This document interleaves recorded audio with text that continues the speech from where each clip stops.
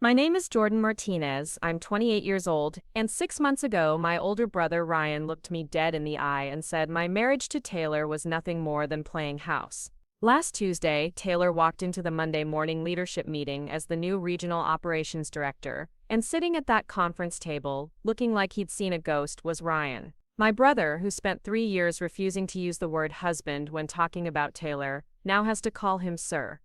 Have you ever watched someone who dismissed your entire existence suddenly realize they need your approval to keep their job? Stay with me, because this story gets better. Before we jump back in, tell us where you're tuning in from, and if this story touches you, make sure you're subscribed because tomorrow I've saved something extra special for you. The thing about growing up in Phoenix is that you learn early how to survive in the heat. The desert doesn't care about your feelings, your plans, or your dreams. It just tests you, day after day, until you either adapt or you break. I thought I understood that lesson until I realized the real desert wasn't outside my family's ranch house in Maryvale. It was sitting right at our dinner table every Sunday for 28 years. My parents, Maria and Carlos Martinez, built their version of the American dream one paycheck at a time. Mom worked double shifts at Phoenix General. Dad kept his hands permanently stained with motor oil from the auto shop he'd been running since before I was born. They spoke Spanish when they were tired, English when they were trying to make a point, and silence when they were disappointed. I learned to read all three languages fluently. Ryan was their golden boy from the moment he could walk, 4 years older than me, built like Dad with Mom's sharp business sense. He had this natural confidence that made people listen when he taught. He played varsity football, got decent grades without trying, and had this way of making our parents laugh that I never quite mastered. When he graduated high school, Dad clapped him on the back and said, "Misho, you're going to do big things." When I graduated 4 years later with honors and a full scholarship to Arizona State, Dad nodded and said, "Good job." I used to think the difference was just birth order.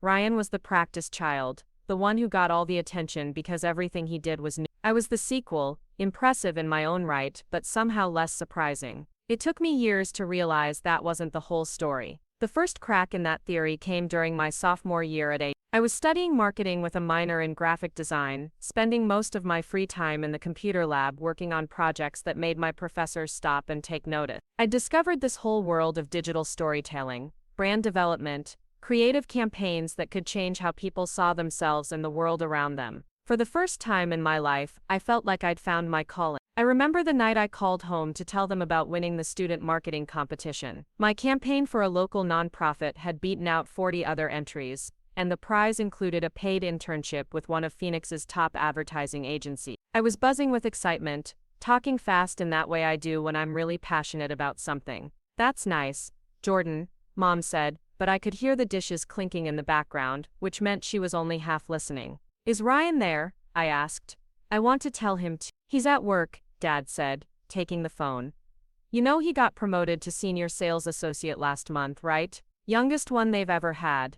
That was it. My biggest academic achievement got a polite nod, while Ryan's step up the retail ladder at the electronics store got genuine pride. I hung up feeling smaller than I had when I'd answered the phone. But that was just the appetizer. The main course came 2 years later when I met Taylor. It was a Tuesday in March, unseasonably cool for Phoenix, and I was running late for a client presentation downtown. I'd been working as a marketing coordinator for a small firm since graduation. Nothing glamorous, but it paid the bills and gave me real experience with real campaigns. I was rushing through the lobby of the Pinnacle Solutions building, juggling my laptop bag, a coffee that was too hot, and a stack of presentation materials that kept threatening to slide out of my arms. That's when I ran into him, literally. Taylor Kim was coming out of the elevator bank, focused on his phone, when I took a sharp left turn and we collided. My coffee went flying, my papers scattered across the marble floor, and my laptop bag strap got tangled with his briefcase handle. For a moment we were both just standing there,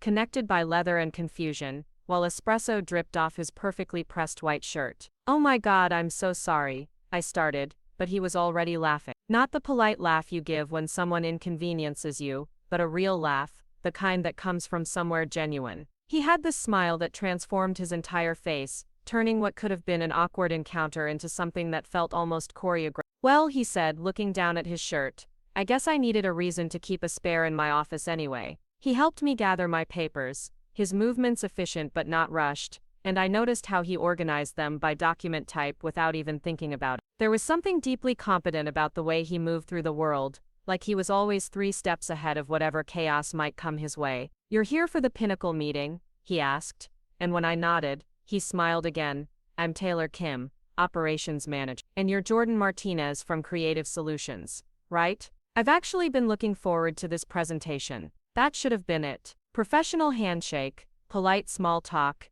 maybe a business card exchange. Instead, Taylor offered to show me to the conference room, and somehow that 5-minute walk turned into a conversation about campaign strategy that lasted through the entire presentation and well into the afternoon. He had this way of asking questions that showed he wasn't just being polite. He was genuinely curious about the creative process, about how visual storytelling could change consumer behavior, about the psychology behind effective marketing. Most people in operations see creative work as the fluffy stuff that happens after the real business decisions are made. Taylor saw it as the bridge between data and human connection. After the meeting, which went better than I could have hoped, he asked if I wanted to grab dinner. Not coffee, not drinks, but dinner. A real meal with real conversation, the kind of invitation that suggests someone wants to know you beyond your professional capability. We went to this little Mexican place in Central Phoenix. Nothing fancy, but the kind of authentic food that reminds you why you love living in a city where culture and cuisine blend into something beautiful. Over plates of carne asada and conversation. Preparing and narrating this story took us a lot of time, so if you are enjoying it, subscribe to our channel. It means a lot to us. Now back to the story. That ranged from work to family, to dreams we weren't sure we were brave enough to chase. I discovered that Taylor was everything I hadn't known I was looking for. He was ambitious but not ruthless, confident but not arrogant, successful but not satisfied. He talked about his work with the same passion I felt for mine, and when I mentioned my side projects, the freelance campaigns I took on to keep my creative skills sharp, he didn't change the subject or check his phone. He leaned in, asked follow-up questions, remembered details from stories I told him weeks later. By the time dessert arrived, I knew 2 things with absolute certainty. First, I was falling for someone who saw me as more than just another date or professional contact. Second, I had no idea how my family was going to react to that someone being a man. I'd known I was gay since high school, but knowing something and living it openly are 2 very different things. In the Martinez household, certain topics just weren't discussed. Not because they were forbidden, exactly, but because they existed in that gray area between acceptable dinner conversation and things that might upset the delicate balance Mom had worked so hard to maintain. Ryan had brought home a steady stream of girlfriends since he was 16, each one welcomed with varying degrees of enthusiasm depending on how well they fit Mom's vision of the perfect daughter-in-law. I'd brought home exactly no one, which everyone seemed to accept as evidence that I was either too focused on school or too picky for my own good. The truth was, I'd been waiting for someone worth the conversation I knew was coming. Someone who made the potential discomfort worth it. Someone like Taylor. We'd been dating for 3 months when I finally worked up the courage to mention him to my parents. Not as my boyfriend, not yet, but as this person in my life who was becoming increasingly important. I started small, casual references to things we'd done together, restaurants we'd tried, places we'd explored around the city. "This new friend of yours," Mom said one Sunday after I'd mentioned going hiking at South Mountain, "he sounds nice. Maybe you should invite him to dinner sometime." "Maybe," I said, which felt like progress. Ryan, however, had been quieter than usual during these conversations. Not hostile, just observant in that way that made me remember he was good at reading people, good at sensing when something was being left unsaid. It was Sophia, my younger sister, who finally pushed the issue. She was home from her teaching job in Tucson for the weekend, and she'd always been the one in our family who said what everyone else was thinking. "So when are we meeting this mysterious friend?" she asked over breakfast, giving me a look that said she'd already figured out more than I'd told her. "Soon," I said. "How soon?" Mom asked. Soon, I replied, which wasn't really an answer but bought me another week to figure out how to have the conversation I'd been rehearsing in my head for months. That conversation came sooner than I expected, triggered by something I hadn't anticipated. Ryan, it turned out, had been doing his own detective work. I was at my parents' house helping Dad with some yard work when Ryan pulled into the driveway, earlier than expected from his shift at the store. He had this expression on his face that I recognized from childhood, the look he got when he'd figured out something he thought he wasn't supposed to know. "Jordan," he said, not even bothering with hello, "I need to ask you something." Dad was still working on the sprinkler system, so Ryan gestured toward the back patio where we could talk privately. I followed him, my stomach already starting to clench with the anticipation of a conversation I wasn't ready to have. I was at the mall last week, he said, settling into one of Mom's patio chairs, and I saw you, with a guy, at that jewelry store near the food court. My mouth went dry. Taylor and I had been looking at rings, not engagement rings, just browsing while we waited for a movie to start. It was casual, playful, the kind of thing couples do when they're getting comfortable with the idea of forever, but I could see how it might look to someone who wasn't expecting it. Ryan, I started, but he held up his hand. I'm not judging,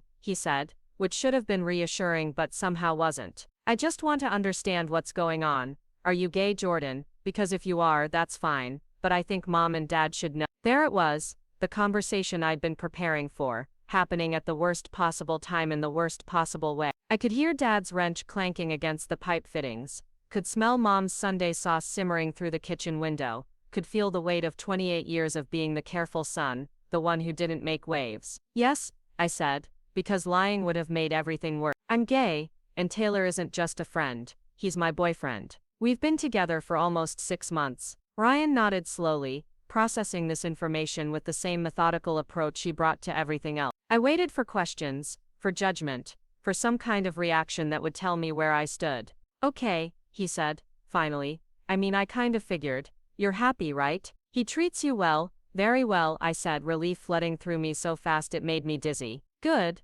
Ryan said, standing up. That's what matters. For a moment I thought that was it. The conversation I'd been dreading for months, over in less than 5 minutes with nothing but support and brotherly concern. I should have known it wouldn't be that simple. But Jordan, Ryan said, pausing at the patio door, you need to be smart about how you handle this with Mom and Dad. They're not going to react the way I did. This is going to be hard for them. He wasn't wrong. When I finally sat my parents down 2 weeks later and told them about Taylor, about us, about the life I was building with someone they'd never met, the silence that followed was longer than any conversation we'd ever had. Mom cried, not from anger but from something that looked like grief. Dad asked questions that felt more like negotiations, as if we could find some middle ground between who I was and who he'd expected me to be. Sophia, who'd driven up from Tucson specifically for this conversation, held my hand and reminded everyone that love was love, which was beautiful and supportive, and did absolutely nothing to change the complicated emotions filling our living room. But eventually, slowly, they came around. Not completely, not without reservations, but enough to invite Taylor to Sunday dinner, enough to ask how he was doing when I called, enough to include him in family photos even if they weren't quite sure what to do with those photos afterward. Everyone except Ryan. Somewhere between that first conversation on the patio and Taylor's first family dinner, something shifted in my brother. It wasn't dramatic, wasn't obvious, but it was there. A coolness that hadn't existed before, a distance that felt deliberate. He was polite to Taylor, even friendly, but there was something performative about it, like he was playing the role of the accepting brother rather than actually being one. I told myself it was just adjustment, that Ryan needed time to process this change in our family dynamic. I told myself that his questions about whether this was just a phase came from concern, not judgment. I told myself that his habit of introducing Taylor as Jordan's friend instead of Jordan's boyfriend was just habit, not erasure. I told myself a lot of things that turned out to be wishful thinking. The truth revealed itself slowly, in small moments that added up to a pattern I didn't want to see. Ryan would change the subject when I talked about future plans with Taylor. He'd make jokes about my roommate that weren't quite cruel enough to call out but weren't kind enough to ignore. He'd find excuses to miss events where Taylor would be present, always with reasonable explanations that didn't quite explain the consistency of his absence. By the time Taylor and I had been together for a year, I'd stopped expecting Ryan to be genuinely happy for us. I'd adjusted my expectations, lowered the bar for what counted as acceptance in our family. I thought that was as bad as it would get. I was wrong about that too. The real revelation came on a Saturday in October, almost 2 years into my relationship with Taylor. We were at a family barbecue, one of those sprawling Martinez gatherings where aunts and uncles and cousins filled every corner of my parents' backyard. Taylor was helping Dad with the grilled corn, charming my Aunt Carmen with stories about his childhood in Seattle, fitting into our family chaos with the kind of natural ease that should have made everyone love him. I was in the kitchen helping Mom with the side dishes when I heard Ryan's voice drifting in from the patio. He was talking to our cousin Miguel, who'd driven down from Flagstaff with his wife and kids for the weekend. So Jordan's still doing the whole domestic thing with his roommate. Miguel asked, and I could hear the slight confusion in his voice. Yeah, Ryan replied, and something in his tone made me stop stirring the beans and move closer to the window. It's this whole thing, they're playing house, basically. Jordan thinks it's serious, but you know how he gets about stuff. Remember when he was convinced he was going to be a famous artist? They seem pretty committed, Miguel said. Didn't they buy a place together? They're renting, Ryan corrected, which wasn't true. Taylor and I had closed on our townhouse 3 months earlier, and Ryan had been at the housewarming party. Look, Jordan's always been dramatic about relationships. This guy Taylor seems nice enough, but it's not like it's a real relationship, you know. It's not like they can actually get married or anything. The wooden spoon in my hand clattered against the pot, and Mom looked over with concern, but I couldn't focus on her worried expression or the question in her eye. All I could hear was my brother's voice, casual and dismissive, reducing 2 years of my life to playing house and dramatic tendencies. Not real, he'd said. Not real. I walked outside, my hands shaking with something that felt like anger but ran deeper than that. Ryan was still talking to Miguel, something about work or football or anything other than what I'd just heard. When he saw me approaching, he smiled, the same easy smile he'd been giving me our entire lives. Jordan, we were just talking about you. I heard I said, and something in my voice made him pause. Miguel excused himself to check on his kids, leaving Ryan and me standing alone by the picnic table. The party continued around us, family members laughing and talking and enjoying the perfect Arizona weather, completely unaware that my world had just shifted on its axis. Ryan, I said, keeping my voice low enough that only he could hear, what did you mean when you said my relationship isn't real? His expression didn't change, but something flickered behind his eye. Not guilt, exactly, but the recognition that he'd been caught saying something he hadn't meant for me to hear. Jordan, come on, you know what I meant.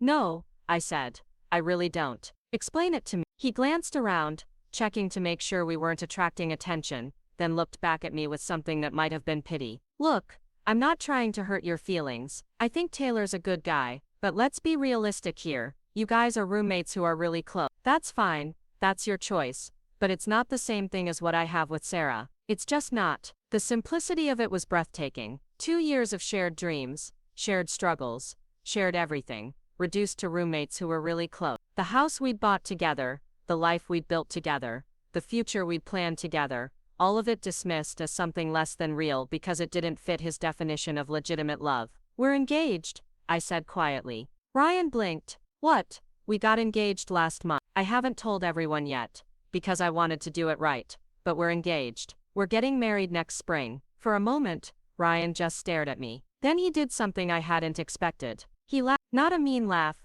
not cruel, but the kind of laugh you give when someone tells you something that strikes you as absurd. The kind of laugh that says you're not taking this seriously, and neither should anyone else. Jordan, he said, shaking his head, you can't actually think that's the same thing as a real marriage. And there it was. The thing I'd been sensing for 2 years, finally spoken out loud. In Ryan's world, in the worldview he'd constructed to make sense of relationships and family and what counted as legitimate love, what Taylor and I had would never be real. Not because we didn't love each other, not because we weren't committed, but because we were both men. It is real, I said, surprised by how steady my voice sounded. It's as real as anything else. Come on, Ryan said, and now there was something harder in his expression. I'm trying to be supportive here, but let's not pretend this is the same thing. Marriage means something specific. It's between a man and a woman. It's about building a family, carrying on traditions. What you and Taylor have is nice, but it's not that. I looked at my brother, really looked at him,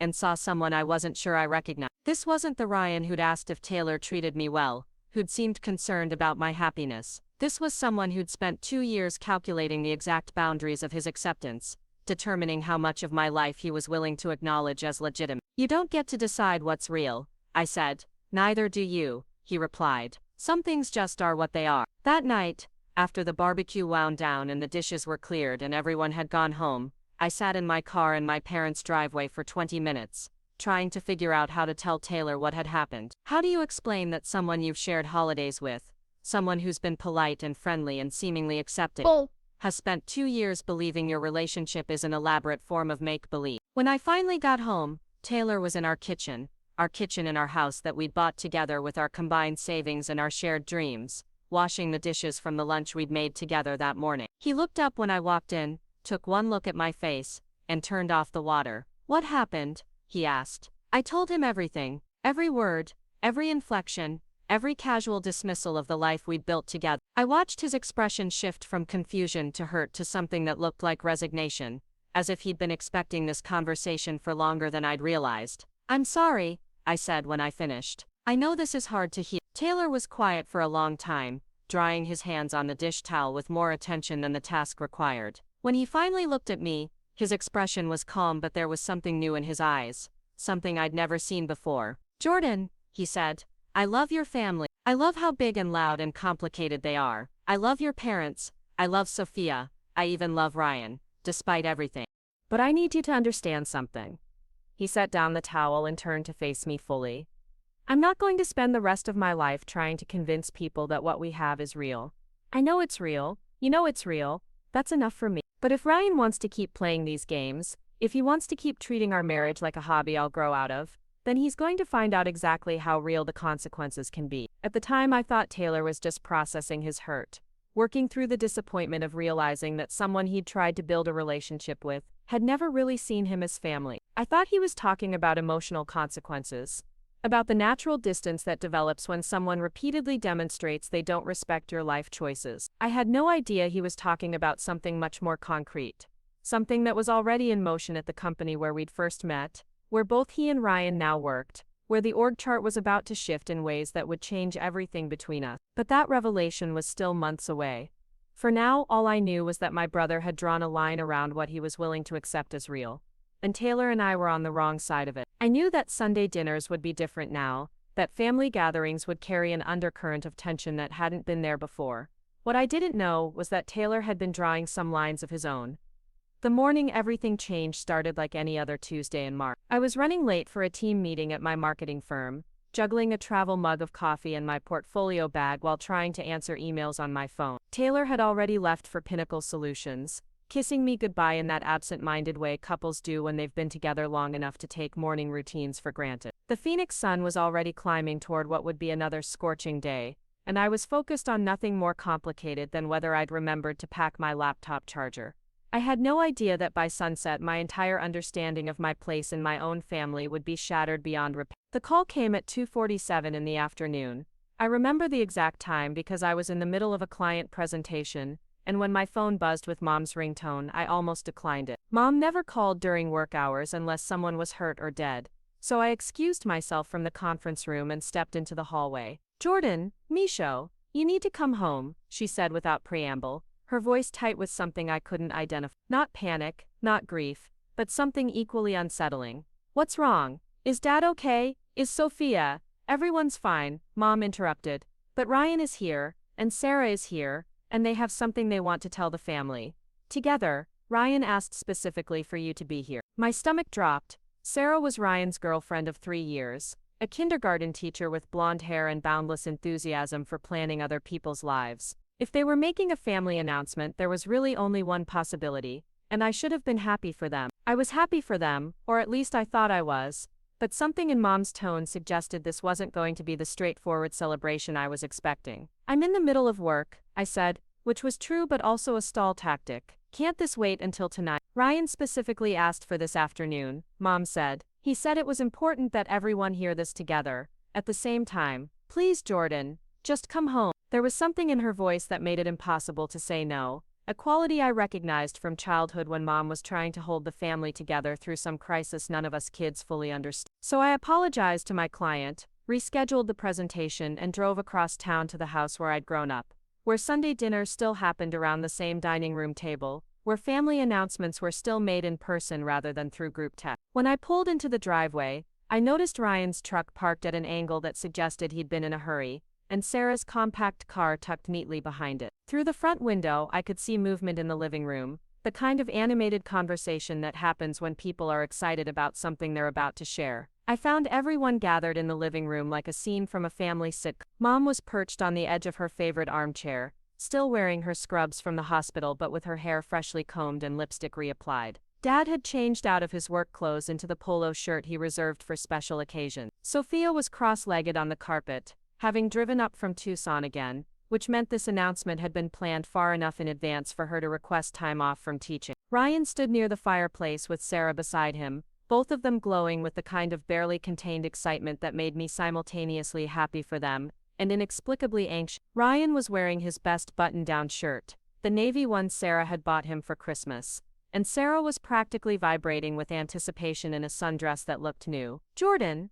Sarah exclaimed when she saw me, jumping up to give me one of her signature enthusiastic hugs. "I'm so glad you could make it. This is going to be such a special day for our whole family." Our whole family. The phrase should have warmed me, should have been evidence of how welcome Taylor and I had become in this expanded version of the Martinez clan. Instead, it sent a chill down my spine that I couldn't quite explain. "So what's the big news?" I asked, settling onto the couch next to Dad, who patted my knee in that gentle way he'd been doing since I was small. Ryan cleared his throat with the theatrical flair of someone who'd been practicing this moment. "Well, as you all know, Sarah and I have been together for 3 years now, and we've been talking a lot about our future, about what we want our lives to look like." Sarah beamed at him, her left hand conspicuously hidden behind her back in a way that made the announcement obvious to everyone in the room. "Yesterday," Ryan continued, reaching for Sarah's hand and bringing it forward to reveal a diamond ring that caught the afternoon light streaming through Mom's lace curtains, "I asked Sarah to marry me, and she said yes." The room erupted in the kind of joyful chaos that I'd been expecting. Mom started crying immediately, the happy tears she'd been saving up for this moment for months. Dad stood up to embrace Ryan with the kind of proud back-slapping hug that conveyed decades of approval and expectation fulfilled. Sophia squealed and demanded to see the ring, pulling Sarah down onto the carpet for a detailed examination of the cut and setting. I joined the celebration, hugging my brother and telling him how happy I was for him, admiring Sarah's ring and asking about their plan. And I was happy for them, genuinely happy. Ryan and Sarah were perfect for each other in all the ways that matter. They shared the same values, the same vision of what marriage and family should look like, the same comfortable certainty about their place in the world. But as the initial excitement settled and we moved into the living room for the extended celebration Mom had clearly been planning, I began to notice something that made my chest tighten with an emotion I couldn't quite name. The way Mom kept saying "my first daughter-in-law" while looking at Sarah with eyes that shone with dreams fulfilled. The way Dad kept talking about carrying on the Martinez name and grandchildren who'll grow up knowing their heritage. The way Sophia immediately started planning bridal showers and bachelorette parties with the assumption that Sarah would want all the traditional celebration. And most of all, the way Ryan talked about their plans with a confidence and certainty that felt like more than excitement about getting married. It felt like relief, like satisfaction, like the completion of something that had been expected all along. "We're thinking next fall," Sarah was saying, "October maybe, when the weather's cooler. I've always dreamed of an outdoor ceremony, and Ryan's friend Miguel has that beautiful property in Sedona with the red rocks in the background." "October's perfect," Mom said, already pulling out her phone to start a Pinterest board. "We'll have time to plan everything properly. A real wedding, the kind every girl dreams about. A real wedding." The phrase hit me like a physical blow, even though I was sure Mom hadn't meant it the way it sounded. But as the conversation continued, as plans were made and dreams were shared and the whole family fell into the comfortable rhythm of celebrating something everyone had been hoping for, I kept hearing those words echoing in my head. A real wedding, real, as opposed to. It was Ryan who answered that question, though not directly and not immediately. The conversation had moved on to guest lists and venues and all the logistics that come with planning a major family celebration. I was half listening, still processing the strange discomfort I felt in the middle of what should have been a purely joyful moment, when Ryan said something that made my blood run cold. "The only thing that matters to me," he was telling Dad, "is that we do this right, the way marriage is supposed to be done. Traditional, meaningful, something that honors what the institution is really about." Dad nodded approvingly. "That's exactly right, Micho. Marriage is sacred. It's about building a family, creating something that lasts, carrying forward the values that matter." "Exactly," Ryan said, and then he looked directly at me with an expression I couldn't read. "It's about commitment that means something. Not just playing house or going through the motions, but actual marriage. The real thing, the real thing." There it was again, that word that seemed to be following me around the room like a shadow I couldn't shake. And the way Ryan was looking at me when he said it, with something that might have been sympathy or might have been tippy, made me realize this wasn't an accident. This wasn't just excited rambling about wedding plans. This was a message, delivered in front of our entire family, about what counted as legitimate love and what didn't. I excused myself to the bathroom, needing a moment to breathe and think and figure out why I felt like I'd been punched in the stomach. In the mirror above Mom's sink, I looked pale and shaken, like someone who'd just received bad news they hadn't been expecting. When I came back to the living room, the conversation had shifted to timeline and budget, but I could barely focus on the work. All I could think about was the contrast between this moment and the way my family had reacted when Taylor and I had quietly mentioned our engagement 6 months earlier. There had been no emergency family meeting when we'd shared our news. No special gathering, no tears of joy, no immediate planning sessions, just polite congratulations and careful questions about when and where that felt more like curiosity than celebration. Mom had hugged me and said she was happy for us, but it was the kind of happiness you express when someone tells you about a promotion or a vacation, not the life-changing, generation-defining happiness that was filling the room now, and I'd told myself that was okay. I'd told myself that different kinds of love got different kinds of celebrations, that my parents were still adjusting to having a gay son, that their more measured response didn't mean they loved Taylor and me any less. I'd convinced myself that expecting the same level of excitement would be unfair, that I needed to be patient and understanding and grateful for the acceptance I did receive. But sitting in that living room, watching my family plan Ryan and Sarah's real wedding with the kind of enthusiasm they'd never shown for any aspect of my relationship with Taylor, I realized I'd been lying to myself. This wasn't about adjustment or different comfort levels or needing time to process. This was about hierarchy, about which relationships counted as worth celebrating, and which ones were just nice developments in the life of a family member they loved but didn't quite understand. The afternoon stretched on with cake and champagne and endless discussions about flowers and music, and all the details that go into creating the perfect celebration of love. I participated as much as I could, asked the right questions, offered the expected support, played the role of the happy brother-in-law-to-be, but underneath it all, I felt like I was watching the scene from outside myself, observing a family ritual that I was adjacent to but not truly part of. Every reference to real marriage and traditional values and the way it's supposed to be done felt like a small cut, so subtle that calling it out would seem oversensitive, but so consistent that the cumulative effect was devastating. When Taylor got home that evening, he found me sitting at our kitchen table with a beer I hadn't touched, staring at nothing in particular. He'd had his own long day at Pinnacle Solutions, where he was increasingly taking on leadership responsibilities that his official title didn't quite reflect, and I could see the tiredness in his shoulders as he hung up his jacket. "How was the big family announcement?" he asked, settling into the chair across from me. "I'm guessing Ryan and Sarah are engaged." "They are," I said. "October wedding in Sedona." Sarah looked beautiful, Ryan looked proud, Mom cried happy tears. Everything you'd expect. Taylor studied my face with the careful attention he'd learned to apply to problems that weren't immediately obvious. "And you look like someone died, so what really happened?" I tried to explain it, tried to put into words the feeling of being simultaneously included and excluded, of being loved but not quite accepted, of having your relationship acknowledged but not celebrated. I told him about the repeated references to real marriage, about the assumption that Ryan and Sarah were doing something that Taylor and I somehow weren't, about the way our engagement had been treated as interesting news while theirs was being treated as a family triumph. Taylor listened without interrupting, his expression growing more serious as I talked. When I finished, he was quiet for a long time, processing what I'd shared with the same methodical approach he brought to complex problems at work. "Jordan," he said finally, "I need to ask you something, and I need you to be completely honest with me." I nodded, though something in his tone made me nervous.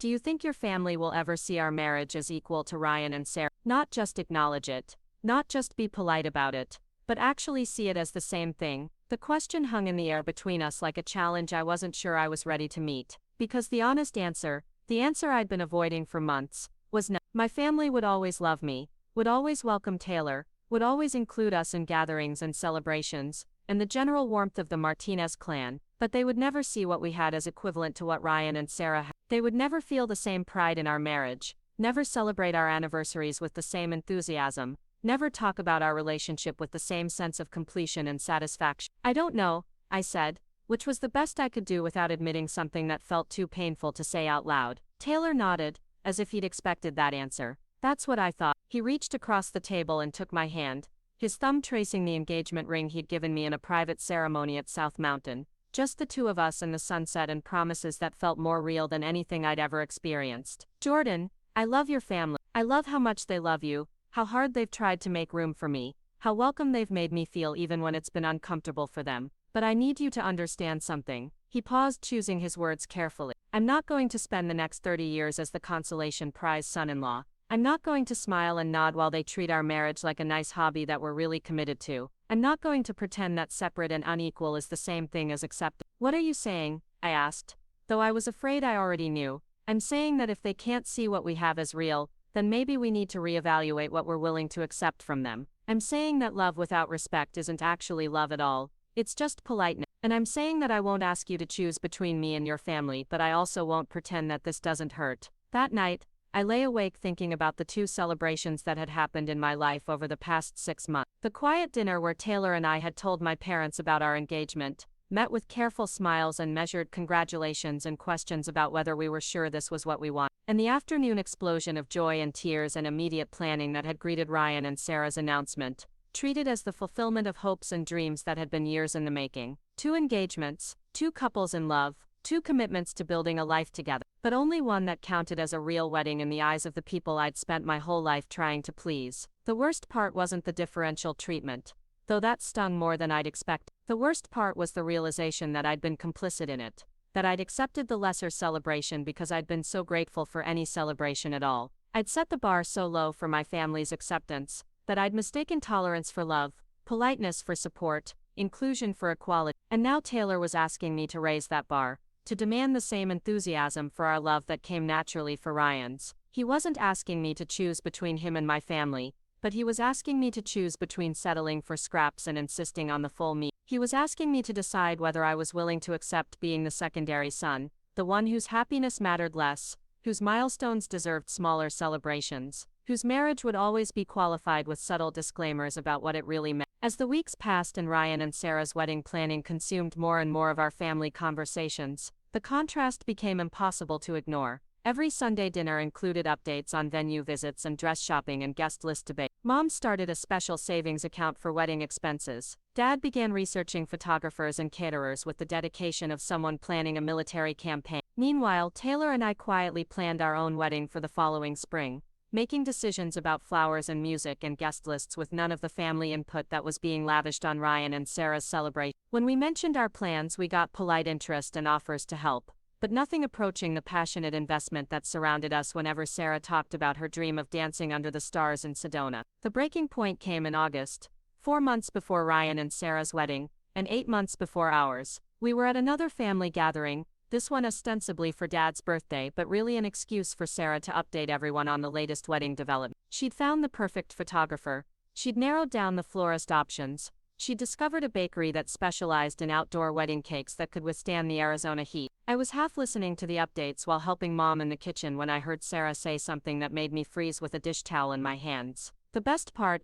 is that this is going to be everyone's first real Martinez family wedding," she was saying. "I mean, your parents got married so long ago that most of the extended family wasn't even there, and Sophia's still single, so this is really going to be the big celebration that brings everyone together. The first real Martinez family wedding." The words hit me like a slap, even though I was sure Sarah hadn't meant them the way they sounded. She was just excited about her special day, about being the center of attention, about creating memories that would last a lifetime. She wasn't trying to diminish Taylor's and my plans, wasn't consciously excluding us from the category of real family celebration. But the fact that she could say those words without thinking, could completely erase our upcoming wedding from the family narrative, told me everything I needed to know about how our marriage was actually perceived by the people I loved most. I walked out of the kitchen and found Taylor on the back patio, where he'd been helping Dad with the barbecue. He took one look at my face and handed the spatula to Dad, following me into the house without a word. "We need to leave," I said quietly. Taylor nodded, not asking for explanations he could probably guess. We made our polite goodbyes, cited early morning work obligations, and drove home in silence that felt both comfortable and charged with unspoken understanding. That night, sitting in our living room with the wedding planning materials we'd been working on spread across the coffee table, Taylor finally said what we'd both been thinking. "They're never going to see it, are they? Our wedding, our marriage, our life together. To them it's always going to be the nice thing that Jordan does, not the real thing that counts." I wanted to argue with him, wanted to defend my family, wanted to explain that they loved us even if they couldn't celebrate us the way we deserved. But the words wouldn't come, because deep down I knew he was right. "So what do we do?" I asked. Taylor was quiet for a long time, looking at the invitation samples and venue photos and all the evidence of the celebration we'd been planning. The wedding that would always be secondary to the real one happening 4 months earlier. "We stop asking for their permission to be happy," he said finally. "We stop waiting for them to see what we see. We plan our wedding, we celebrate our love, we build our life together, and we do it all whether they understand it or not." He paused, then added something that would prove to be more prophetic than either of us realized at the time. "And maybe someday the world will shift enough that they'll have to see us differently." Maybe circumstances will change in ways that make it impossible for them to keep treating us like we're playing house instead of building a home. I had no idea that those circumstances were already in motion, that changes were happening at Pinnacle Solutions that would soon make Taylor's position there much more prominent and much more powerful. I had no idea that Ryan, whose engagement had been celebrated with such enthusiasm while ours was politely acknowledged, was about to find himself in a professional situation where he would have to recognize Taylor's authority whether he wanted to or not. All I knew was that the brother I'd grown up with, the family I'd tried so hard to fit into, would never see my marriage as equal to his, and for the first time in my life, I was starting to think that might be their loss, not mine. Up next, you've got 2 more standout stories right on your screen. If this one hit the mark, you won't want to pass these up. Just click and check them.